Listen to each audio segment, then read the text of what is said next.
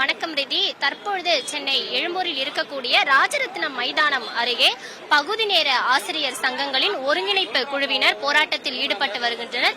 திமுக அரசானது ஆட்சிக்கு வருவதற்கு முன்னர் சட்டமன்ற தேர்தலின் பொழுது வாக்குறுதி 181 படி பகுதி நேர ஆசிரியர்களை பணி நிரந்தரம் செய்ய வேண்டும் என்ற கோரிக்கையை வலியுறுத்தி தற்பொழுது இந்த போராட்டமானது நடைபெற்று வருகிறது. குறிப்பாக தமிழகம் முழுவதும் அரசு பள்ளிகளில் 15,169 பகுதி நேர ஆசிரியர்கள் கலை, ஓவியம், தையல் பள்ளி, அதே போல இசை உள்ளிட்ட பல்வேறு பாடப்பிரிவுகளில் 12,500 ரூபாய் தொகுப்பூதியத்தில் பணியாற்றி வருகின்றனர். இந்த நிலையில் பகுதி நேர ஆசிரியர்களை பணி நிரந்தரம் செய்ய வேண்டும் என்ற கோரிக்கையை பல ஆண்டு காலங்களாக வலியுறுத்தியும் எந்த அரசும் இந்த கோரிக்கைக்கு செவிசாய்க்கவில்லை என தற்பொழுது போராட்டத்தில் ஈடுபட்டு வருகின்றனர். திமுக சட்டமன்ற தேர்தல் வாக்குறுதி 181 படி பகுதி நேர ஆசிரியர்களின் பணி நிரந்தர கோரிக்கையை நிறைவேற்ற வேண்டும் என வலியுறுத்தி ஆயிரக்கணக்கான பகுதி நேர ஆசிரியர்கள் தமிழகம் முழுவதிலும் இருந்து வருகை தந்திருக்கின்றனர். மேலும் பகுதி நேர ஆசிரியர்கள் அனைவருமே குடும்பமாக தற்பொழுது இந்த போராட்டத்தில் ஈடுபட்டு வருகின்றனர். 13 ஆண்டுகளாக இந்த கோரிக்கை வலியுறுத்தியுமே இதற்கு முன்பு இருந்த அரசும் இது குறித்து எந்தவித நடவடிக்கையும் எடுக்கவில்லை எனவும் தற்பொழுது ஆட்சியில் இருக்கக்கூடிய திமுக அரசும் சட்டமன்ற தேர்தலின் போது இந்த கோரிக்கையை நிறைவேற்றுவதாக கூறிவிட்டு தற்பொழுது கோரிக்கை குறித்து எந்தவித செவியும் சாய்க்கவில்லை என தெரிவித்திருக்கின்றனர். மேலும் கடந்த காலங்களில் போராட்டம் நடத்திய போது கூட அமைச்சர் அதிகாரிகள், துறை சார்ந்த அதிகாரிகள் உள்ளிட்டோர் அழைத்து பேசியும் கூட எந்தவித நடவடிக்கையும் எடுக்கவில்லை என குற்றம் சாட்டி தற்பொழுது பகுதி நேர ஆசிரியர்கள் போராட்டத்தில் ஈடுபட்டு வருகிறார். தற்பொழுது இந்த போராட்ட குழுவை சேர்ந்த இளவரசன் என்பவர் நம்முடன் இணைந்திருக்கிறார். வணக்கம் சார், எத்தனை ஆண்டு காலமா நீங்க போராட்டம் நடத்திட்டு வரீங்க?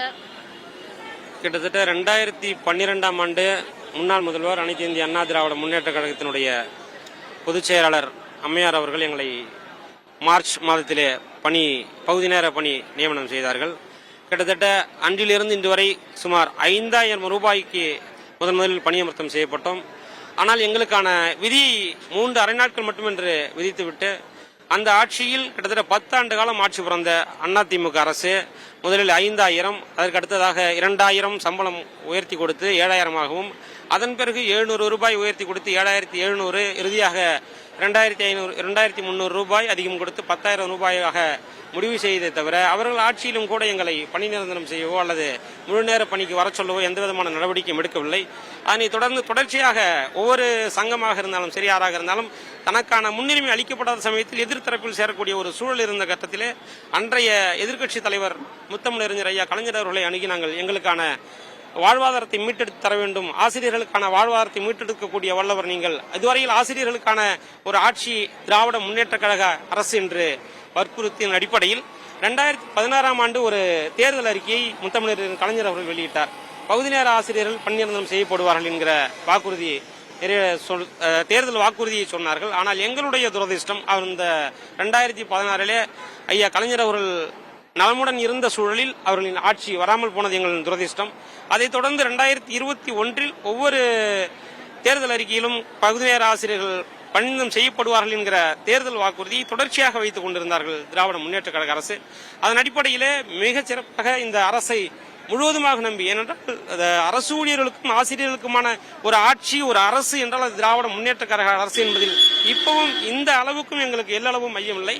ஆனால் எங்களுடைய கோரிக்கை நிறைவேறும் என்கிற நிலை இருந்தாலும் கூட பசிக்கின்ற ஒரு மனிதனுக்கு பசிக்கிற பொழுது உணவு கிடைக்காமல் பசித்து மறுத்து போய் அவன் இறந்து போன பிறகு கிடைக்கிற உணவு பயனற்றது என்கிற அடிப்படையில் எங்களுக்கான வாழ்வாதார கோரிக்கை, பணி நிரந்தரம் ஒற்றை கோரிக்கையை நிறைவேற்றி தர வேண்டும் என்கிற தொடர்ச்சியாக அழுத்தம் கொடுத்த அடிப்படையில் 2021 சட்டமன்ற தேர்தல் அறிக்கையில் தேர்தல் அறிக்கை எண் 181 பகுதி நேர ஆசிரியர்கள் பணியிடம் செய்யப்படும் என்கிற தேர்தல் வாக்குறுதியை சொல்லியிருந்தார்கள். அதன் அடிப்படையில் அரசுக்கு நிறைய நிதிச்சுமை இருந்த காரணத்தின் அடிப்படையில் கடந்த 2 ஆண்டுகளுக்கு மேலாக நாங்கள் எவ்விதமான அழுத்தமும் இதுவரை கொடுத்ததில்லை. அதாவது அமைச்சர்களை சந்தித்திருக்கிறோம், அதிகாரிகளை சந்தித்திருக்கிறோம். தொடர்ச்சியாக இந்த அரசு நமக்கு கண்டிப்பாக செய்யும் என்கிற நம்பிக்கையோடு அவர்கள் மீது கொண்ட தீராத அன்பினோடு நாங்கள் தொடர்ச்சியாக அவர்களோடு பயணித்துக் கொண்டிருந்தோம். இப்பொழுதும் அவர்களுடன் பயணித்துக் கொண்டிருக்கிறோம். எங்களுடைய வாழ்க்கையின் வலியையும் வேதனையும் பொருளாதார சுமையையும் இவர்களுக்கு தெரியப்படுத்த வேண்டிய அவசியம் இருக்கிறதோ, ஒருவேளை உண்மையிலேயே இவர்களுக்கு இது தெரியாமல் இருக்கிறதோ, முதல்வரின் செவிகளுக்கு நம்முடைய கோரிக்கை செல்லாமலே இருக்கிறதோ என்கிற ஐயமும் அச்சமும் இப்பொழுது எங்களுக்கு அதிகமாக வந்திருக்கிறது. மீதம் இருக்கிற இன்னும் 2 ஆண்டுகள் இருக்கிறது இந்த ஆட்சி முடிவதற்கு. இன்னும் 2 ஆண்டுகளில் இவர்கள் செய்து விடுவார்கள் என்கிற நம்பிக்கை எங்களுக்கு இருக்கிறது. இருந்தாலும் கூட இப்பொழுது எங்களுக்கு ஏற்பட்டிருக்கக்கூடிய இந்த சுமையை குறைக்க வேண்டும் என்று அரசுக்கு தொடர்ச்சியாக அழுத்தம் கொடுத்திருக்கிறோம்.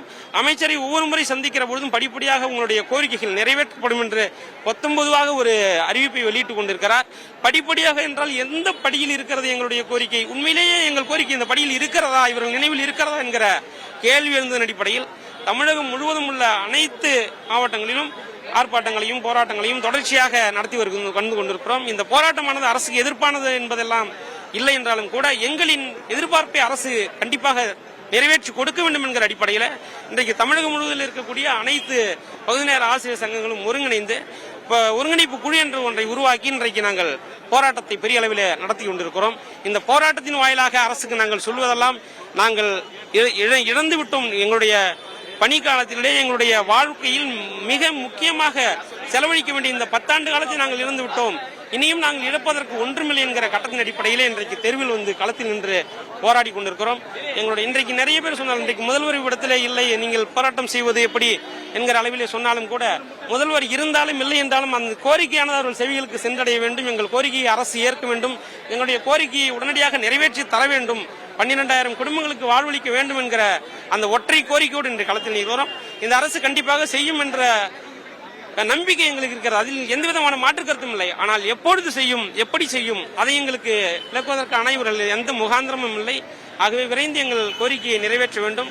அரசு அறிவித்த திராவிட முன்னேற்ற கழக அரசு தேர்தல் அறிக்கையில் அறிவித்த தேர்தல் அறிக்கை எண் 181 எங்களுக்கு உடனடியாக அமல்படுத்த வேண்டும், நிறைவேற்ற வேண்டும். அந்த 181 என்னவென்றால் பகுதி நேர ஆசிரியர்களை பணி நிரந்தரம் செய்வோம் என்கிற அந்த வாக்குறுதி.